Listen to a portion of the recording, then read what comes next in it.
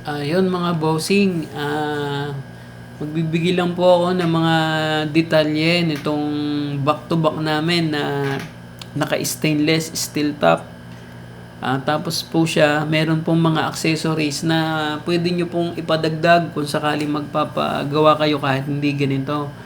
Yan, meron po yung tinatawag na side wheel guard. Nasa gilid po ng gulong, nakakaganda din po siya. Tapos yung mugs po na ganyan, kahit ang order nyo sa amin ay ordinary lang, pwede ho din kayong magpa-add ng mugs. Kaya ng mga antena na yan, yung ladder po sa side, papuntang carrier yan, pwede nyo pong ipa-add yan sa amin, yung mga ganyang accessories.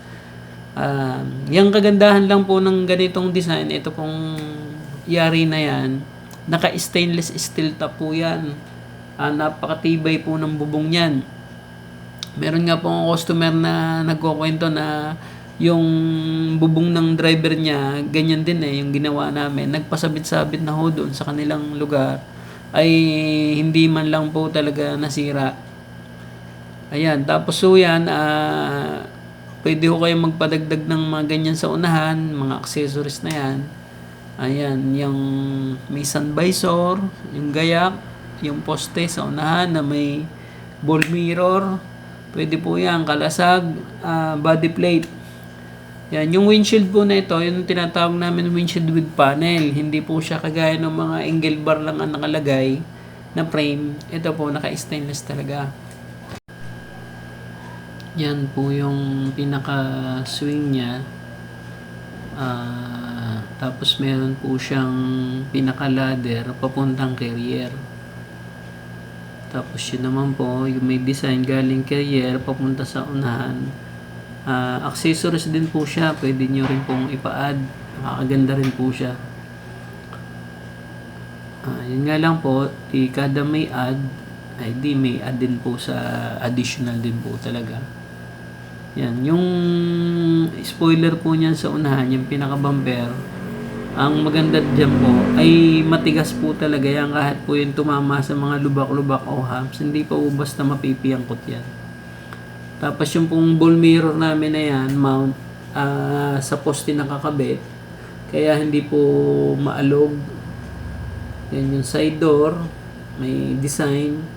Ayan po yung swing, tinuro ko. Yun yung pong stainless din po lagi ng bearing noon.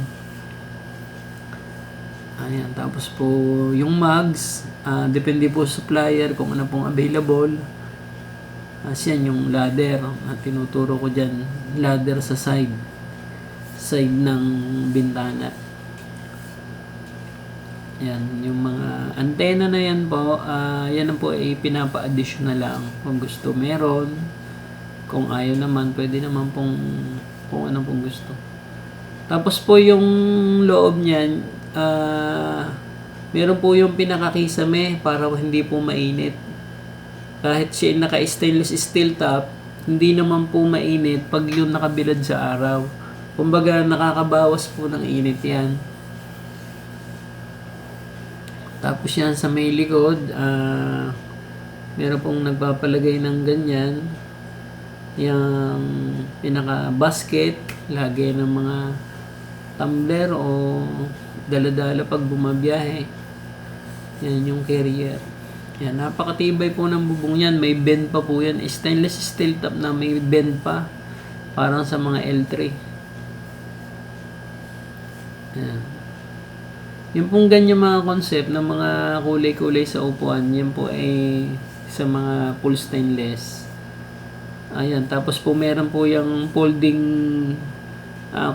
kumbaga folding baby seat ang tawag nila dyan. Ayan, pag maraming magkakasama, pwede pong maging extra seat. Pinapa-additional din po yung ganyan. Yan yung side wheel guard from tungtungan sa side, papunta sa gilid ng gulong. Yan, ganyan ang pormahan yan sa malayo. Tama lang naman po yung bigat ng ganitong back to back, lalo na kung 150cc pataas. Kumbaga goods lang po siya. 150cc, 155, yan, 175, kayang-kaya po yan. Yan, yun po yung windshield niya. Ayan, meron din po siyang ano, kumbaga may harang din po siya sa ibabaw. Kumbaga yung tubig po sa windshield, yung tinuturo ko po dyan, hindi yung papasok po sa may kisame kahit medyo malakas ang ulan. Yan, tapos yung ladder sa side, nakakatulong po sa alog yan. Pamporma din, protection din sa driver.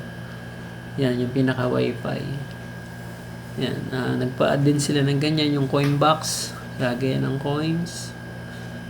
Tapos yun yung grill sa may bintana. Yan.